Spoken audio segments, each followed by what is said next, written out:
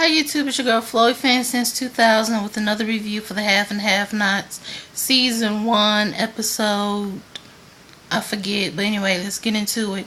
It leaves off just where, it starts just where it left off with David finding out that Hannah is Candace's mother. And he is still frustrated and mad that the guy got the wrong person. He arrested Candace or arrested Benny instead of Candace. He says it can't be undone. He says you just have to live with it, and he's getting mad and doesn't understand why he messed up or why he can't undo it. Then as he continues to watch it, he's like, maybe this wasn't a bad idea yet.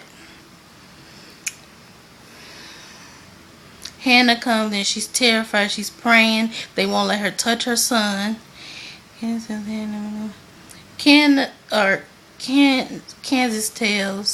Candace tells Hannah that Benny was driving her car and that she didn't know or had no idea it was drugs inside. She had nothing to do with it. And Hannah doesn't believe her. She believes she's the devil and that she's evil and that, she's no good. She doesn't believe anything she did. That's why I was getting to tell her she even slaps her. And I was feeling really bad for Candace because I know it wasn't her fault. I know she really didn't have anything to do with it, and it was David. He was the one who planted the drugs and had Benny arrested. Benny again sticks up for Candace. Is like, I believe her. I don't believe she would set me up like that. You shouldn't talk down about her like that. But Hannah's not having it. Celine and Hannah are still having it out. Hannah comes in. She's not in the mood, and she goes, Catherine wants tea. Since you're her favorite, you gotta get it. And she starts making the tea. She's like, where's her favorite tea? She hides the tea and claims, oh, I don't know where it is. Then she finds, it's like, where's the honey? And she goes, I don't know. And she goes, okay, fine. I'm going to go tell her that you hid the honey. She goes, fine, here it is. Here's the honey. And then she goes, oh, I forget. She didn't want tea. She wanted coffee. And she puts it down, like, I'm not in the mood for this. She goes upstairs to talk to Catherine, and she goes, what are you doing here? You're late. She goes, I know, I'm sorry, I'm late.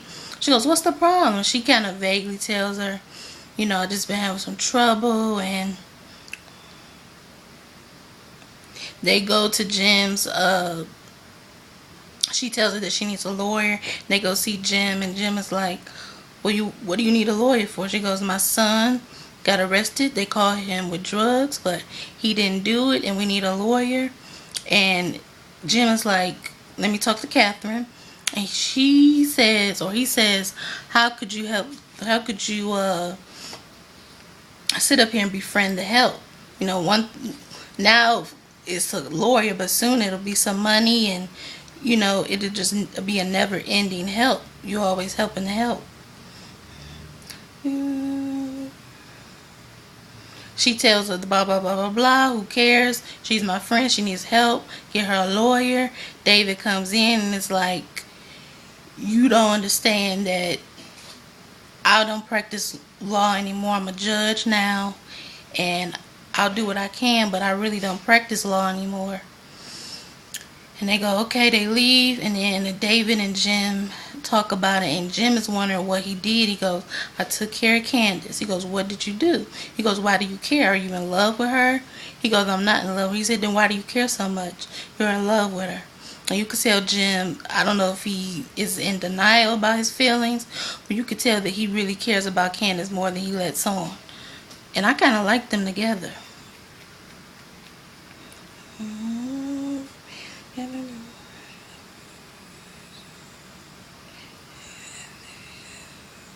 He asked him if he had anything to do with Benny going to jail.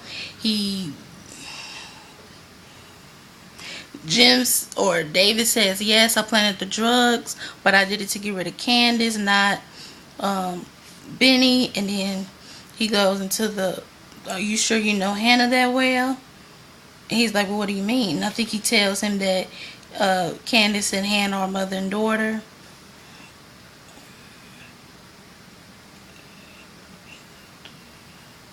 And he says that David says that Candace and the mother and everybody, they set it up.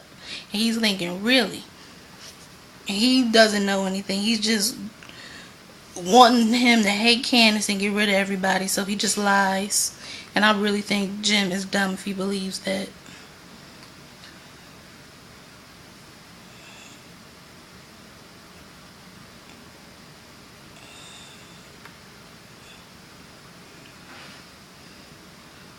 I'm just looking at my notes. Hold on. Jim tells Catherine that you're too close to Hannah and that you really need to stop being so close. How well do you know her? And I thought for sure he was going to tell her about Candace and Hannah being related, but he didn't. Or Candace is at Hannah's house. Hannah calls her and she's just like, tell me the truth. What happened?